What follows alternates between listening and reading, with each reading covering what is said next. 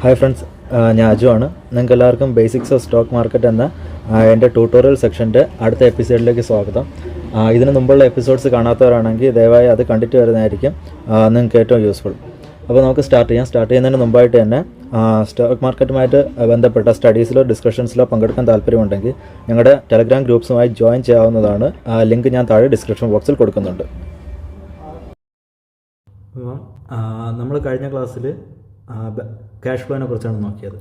ഇപ്രാവശ്യം നമുക്ക് ലെവറേജുകളെ കുറിച്ച് നോക്കാം. ഓക്കെ,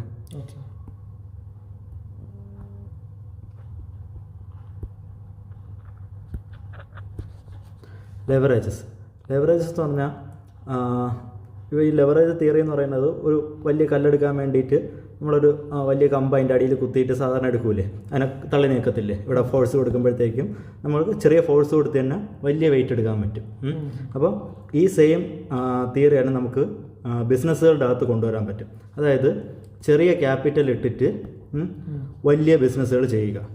കമ്പാരിറ്റീവ്ലി ഈ ക്യാപിറ്റലിനെക്കാട്ടിയും വലിയ ബിസിനസ് ചെയ്യാൻ വേണ്ടി ഓരോ കാര്യങ്ങൾ ചെയ്യുന്നതിനാണ് നമ്മൾ നോർമലി ലെവറേജ് എന്ന് പറയുന്നത്. ലെവറേജ് പ്രധാനമായിട്ടും രണ്ട് ടൈപ്പ് ഉണ്ട്. ഒന്ന് ഫിനാൻഷ്യൽ ലെവറേജ്,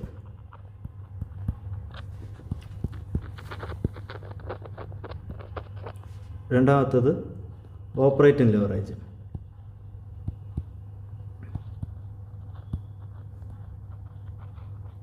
ഈ ഫിനാൻഷ്യൽ ലെവറേജ് എന്ന് പറയുമ്പോഴത്തേക്കും അത് കടമെടുത്ത് ബിസിനസ് കൂടുതൽ ചെയ്യുക. അതായത് അയാൾ സ്വന്തമായിട്ട് മാർക്കറ്റിൽ നിന്ന് റൈസ് ചെയ്ത പൈസ കുറവായിരിക്കും, അല്ലെങ്കിൽ അയാളുടെ റിസർവുകൾ കുറവായിരിക്കും, പക്ഷേ അഡീഷണൽ കടമെടുത്തിട്ട് വലിയ വലിയ ബിസിനസ്സുകൾ ചെയ്യുന്നതിനാണ് നമ്മൾ നോർമലി ഫിനാൻഷ്യൽ ലെവറേജ് എന്ന് പറയുന്നത്.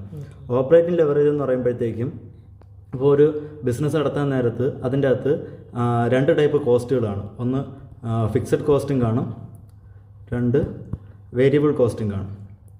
അതായത് ഇപ്പോൾ ഒരു ബിസിനസ് നടത്തിക്കൊണ്ട് പോകണം. അപ്പോൾ അതിൻ്റെ അകത്തുള്ള എംപ്ലോയീസിന് എല്ലാ മാസവും കൃത്യമായിട്ട് ശമ്പളം കൊടുത്തേ പറ്റത്തുള്ളൂ. അപ്പോൾ എംപ്ലോയി കോസ്റ്റ്,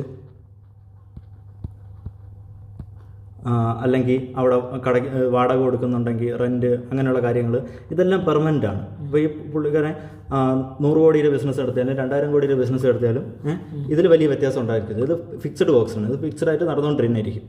അതേസമയം വേരിയബിൾ കോസ്റ്റ് എന്ന് പറയുമ്പോഴത്തേക്കും ഈ എംപ്ലോയിക്ക് എന്തെങ്കിലും സ്പെഷ്യൽ ബോണസുകൾ കൊടുക്കുക, അല്ലെങ്കിൽ ഇൻസെൻറ്റീവ് കൊടുക്കുക. അതായത് ഈ മാസത്തെ ടാർഗറ്റ് അച്ചീവ് ചെയ്യുകയാണെങ്കിൽ മാത്രം കൂടുതൽ ബോണസ് കൊടുക്കുക, അങ്ങനെയുള്ള കാര്യങ്ങളൊക്കെ. അപ്പോൾ ഇതൊക്കെയെന്ന് പറഞ്ഞാൽ കമ്പനി കൂടുതൽ ബിസിനസ് നടത്താൻ നേരത്ത് മാത്രമേ ഇവർക്ക് അഡീഷണൽ ചിലവ് വരുന്നുള്ളൂ. അപ്പോൾ അതിനെയാണ് നമ്മുടെ വേരിയബിൾ കോസ്റ്റ് എന്ന് പറയുന്നത്. അപ്പം ഓപ്പറേറ്റിംഗ് ലെവറേജ് വർക്കൗട്ട് ആവുക എന്ന് പറഞ്ഞാൽ കമ്പനി എപ്പോഴെങ്കിലും എന്തെങ്കിലും ഒരു ക്യാപെക്സ് സൈക്കിളിൽ പോവുകയാണ്. അതായത് കമ്പനി പുതുതായിട്ട് ക്യാപിറ്റൽ എക്സ്പെൻഡിച്ചർ നടത്തുകയാണ്. അവർ പുതുതായിട്ട് ഏതെങ്കിലും ഫാക്ടറി ഉണ്ടാക്കി, അല്ലെങ്കിൽ പുതുതായിട്ട് അവരുടെ കപ്പാസിറ്റി കൂട്ടി, അങ്ങനെയുള്ള കാര്യങ്ങളൊക്കെ ചെയ്തു കഴിഞ്ഞിട്ട് ഇപ്പം കമ്പനി ആ കപ്പാസിറ്റിയുടെ ഒരു 20% പ്രവർത്തിച്ചുകൊണ്ടിരിക്കുന്നത്, അല്ലെങ്കിൽ ഒരു 30% പ്രവർത്തിച്ചുകൊണ്ടിരിക്കുന്നതെന്ന് വിചാരിക്കുക ആ കപ്പാസിറ്റിയുടെ. എന്നിട്ട് അവിടെ നിന്ന് പെട്ടെന്ന് കപ്പാസിറ്റി കമ്പനിക്ക് പുതിയ ഓർഡറുകളൊക്കെ കിട്ടിയിട്ട് കമ്പനി 70-ൻ്റെയും 80-ൻ്റെയും കപ്പാസിറ്റിയിൽ പ്രവർത്തിച്ച് തുടങ്ങുകയാണെങ്കിൽ കമ്പനിക്ക് അവിടെ ഈ കപ്പാസിറ്റി കൂട്ടാൻ വേണ്ടി പുതുതായിട്ട് ചിലവുകളൊന്നും വന്നില്ല. വേറെ അഡീഷണൽ ചിലവുകളൊന്നും ഇല്ലാതെ ഉണ്ടായിരുന്ന ചെറിയ കോസ്റ്റിൻ്റെ അകത്ത് തന്നെ കമ്പനിക്ക് വേറെ കപ്പാസിറ്റി കൂടിയ വലിയ ബിസിനസ്സുകൾ കിട്ടി തുടങ്ങി, പുതിയ ബിസിനസ്സുകൾ മേടിക്കാൻ തുടങ്ങി. അപ്പോൾ അതിൻ്റെ അകത്ത് ഒരു ഓപ്പറേറ്റിംഗ് ലെവറേജ് പ്ലേ ഔട്ടായി. അതായത് ഈ 20-30% ബിസിനസ് ഉണ്ടായിരുന്നപ്പോൾ ഉള്ള ചിലവ് തന്നെ കമ്പനിക്ക് 70-80% കപ്പാസിറ്റി നടക്കാൻ നേരത്ത് അത്രയും ചിലവുകളൊക്കെ ഏകദേശം ഉള്ളൂ, പക്ഷേ കച്ചവടം കൂടി. അപ്പോൾ അതിൻ്റെ അകത്ത് ഒരു വലിയ ഓപ്പറേറ്റിംഗ് ലെവറേജ് പ്ലേ ഓഫ് ആയി. അപ്പോൾ ഇതിൻ്റെ ലേറ്റസ്റ്റ് ആയിട്ടുള്ള എക്സാമ്പിളുകൾ നമുക്ക് ലോറസ് ലാബ്, അല്ലെങ്കിൽ ന്യൂലൻഡ്, ഇതുപോലുള്ള കമ്പനീസിലൊക്കെ കാണാൻ പറ്റും. കാരണം അവരെല്ലാവരും ഈ ഇടയ്ക്ക് ഒരു ക്യാപെക്സ് സൈക്കിളിൽ പോകുമായിരുന്നു. അത് അവരുടെ ബിസിനസ് കൂടുതൽ കൂട്ടാൻ വേണ്ടി കൂടുതൽ സ്പെൻഡിങ് അതിൻ്റെ അകത്തോട്ട് നടത്തുമായിരുന്നു. അപ്പോൾ ആ സമയത്ത് ഇവരുടെ ROE ROCE എല്ലാം ഇത്തിരി മോശമായിരുന്നു. അപ്പോൾ ആ സമയത്ത് ഷെയർ പ്രൈസ് താഴോട്ട് വന്നു. അത് കഴിഞ്ഞിട്ട് ഇപ്പോൾ അവർ ആ ഉണ്ടാക്കിയ കപ്പാസിറ്റിയിൽ അവരുടെ ബിസിനസ് കൂട്ടാൻ തുടങ്ങിയപ്പോഴത്തേക്കും അതെല്ലാം നമ്പേഴ്സിൽ കാണാൻ പറ്റി. അങ്ങനെ ഒരു ഓപ്പറേറ്റിംഗ് ലിവറേജ് പ്ലേ ഔട്ടായി, കമ്പനിയുടെ മാർജിനുകൾ പെട്ടെന്ന് കൂടി, ആ ഷെയർ പ്രൈസുകളെല്ലാം ഇപ്പോൾ ഷൂട്ടപ്പായി. ഓക്കെ, ഇതിനാണ് നമ്മൾ ഓപ്പറേറ്റിംഗ് ലിവറേജ് എന്ന് പറയുന്നത്. നമുക്കിത് കുറച്ച് സ്ക്രീനറിൽ എങ്ങനെയാണ് ഇത് അനലൈസ് ചെയ്യുന്നത് നോക്കാം.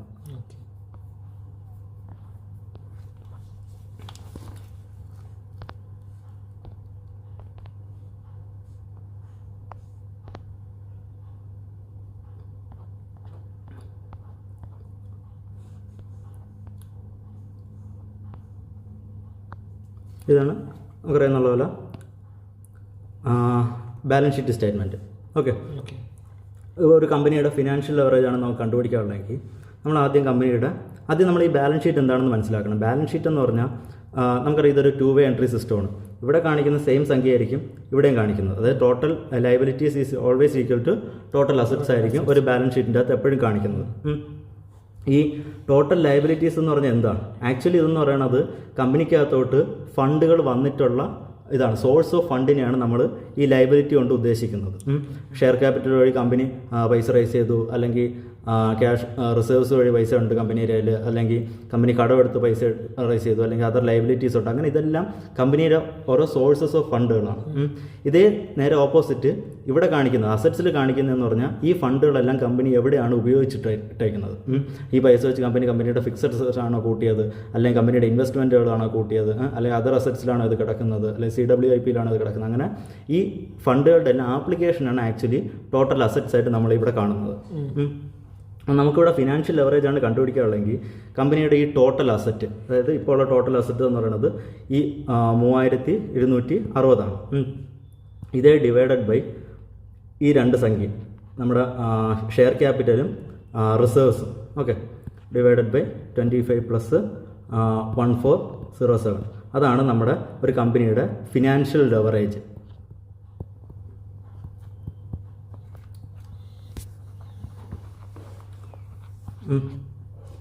ആക്ച്വലി 1 പോയിൻറ്റ് സംതിങ് വരും. അത് അത്രയാണ് ഈ കമ്പനി എടുത്തേക്കുന്ന ഫിനാൻഷ്യൽ ലെവറേജ്. നമുക്കിത് അവിടെ നിന്നല്ലാതെ തന്നെ കണ്ടുപിടിക്കാൻ വേണ്ടിയിട്ട് ഈ എഡിറ്റ് റേഷ്യോസ് ഉള്ള ഈ കോളത്തിൽ നമുക്ക് സെർച്ച് ചെയ്യണമെങ്കിൽ, ഫിനാൻഷ്യൽ ലെവറേജ് സെർച്ച് ചെയ്യണമെങ്കിൽ അത് നമ്മുടെ ഇവിടെ ആഡ് ആവും. അപ്പോൾ ഇവിടെ ആ കമ്പനിയുടെ ഡയറക്റ്റ് നമുക്ക് ഫിനാൻഷ്യൽ ലെവറേജ് കണ്ടുപിടിക്കാൻ പറ്റും. ഇവിടെ ഉണ്ട് 1.4 ആണ് ആ കമ്പനിയുടെ ഫിനാൻഷ്യൽ ലെവറേജ്. 1.4 ഒന്നും വലിയൊരു ഫിനാൻഷ്യൽ ലെവറേജ് അല്ല.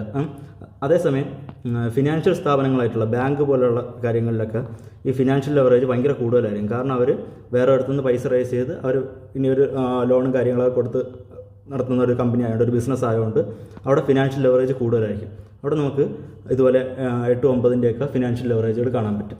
ഓക്കെ, ഇനി നമ്മൾ ഇടയ്ക്കിടെ കേൾക്കാറുള്ള വാക്കാണ് ഈ ക്യാപെക്സ്. ക്യാപെക്സ് എന്താണെന്ന് മനസ്സിലായെന്ന് വിചാരിക്കുന്നു. Capital expenditure. അതേപോലെ തന്നെ മറ്റൊരു വാക്കുണ്ട് ഓപ്പെക്സ്, അതായത് ഓപ്പറേറ്റിംഗ് എക്സ്പെൻസ്.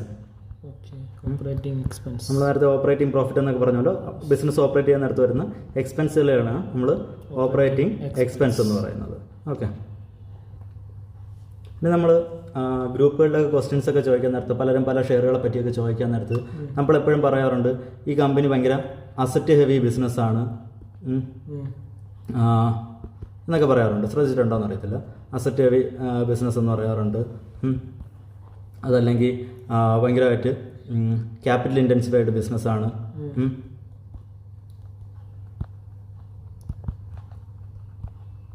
എന്നൊക്കെ പറയാറുണ്ട്. അപ്പോൾ ആക്ച്വലി എന്താണ് ഈ ക്യാപിറ്റൽ ഇൻറ്റൻസിഫൈഡ് ബിസിനസ് അല്ലെങ്കിൽ അസറ്റ് ഹെവി ബിസിനസ് ഇങ്ങനെയൊക്കെ പറയണ ആക്ച്വലി എന്താണ്? ഇപ്പം നമ്മളൊരു കമ്പനിയുടെ ബാലൻസ് ഷീറ്റ് നോക്കാൻ നേരത്ത് ഒരു ഉദാഹരണത്തിന് ഭാരതി എയർടെൽ. ഈ ഭാരതി എയർടെൽ എന്ന് പറയുന്നത് ഭയങ്കരമായിട്ട് ഒരു അസറ്റ് ഹെവി ബിസിനസ്സാണ്.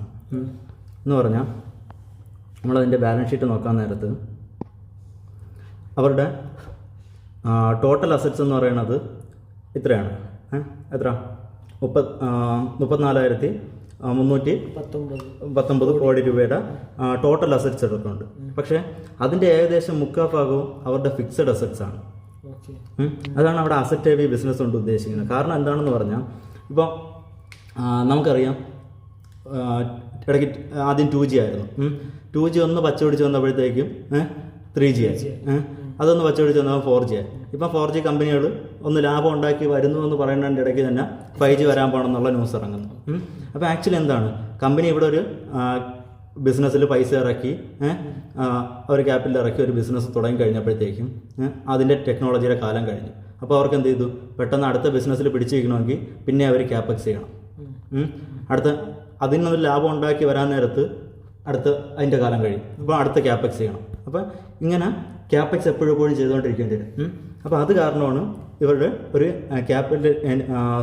അസറ്റ് ഹെവി ബിസിനസ് എന്ന് പറയുന്നത്. എപ്പോഴും ഇവരുടെ ഫിക്സഡ് അസറ്റ് ഇങ്ങനെ ഹൈ പെർസെൻറ്റേജിൽ നിൽക്കണം. എന്നാൽ മാത്രമേ ഇവർക്ക് ഈ ബിസിനസ്സിൽ പിടിച്ചിരിക്കാൻ പറ്റത്തുള്ളൂ. അപ്പോൾ ആക്ച്വലി ഇവരുടെ നമ്പേഴ്സ് ഒന്നും ഒരിക്കലും നമുക്ക് നല്ല നമ്പേഴ്സ്, നല്ലൊരു ROE അല്ലെങ്കിൽ ഒരു ROC കാണിക്കാൻ പറ്റത്തില്ല.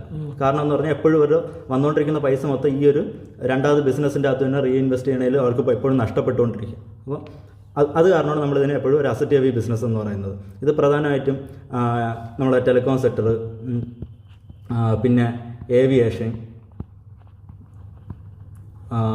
അല്ലെങ്കിൽ ഇങ്ങനെ സർവീസുകൾ കൊടുക്കുന്ന ടൈപ്പ് കമ്പനീസിനായിരിക്കും എപ്പോഴും ഇത് ഏറ്റവും കൂടുതൽ. ഓക്കെ, ഇനി നമുക്ക് ക്യാപിറ്റൽ ഇൻറ്റൻസിഫൈഡ് ബിസിനസ്സുകൾ നോക്കാം. ഓക്കെ,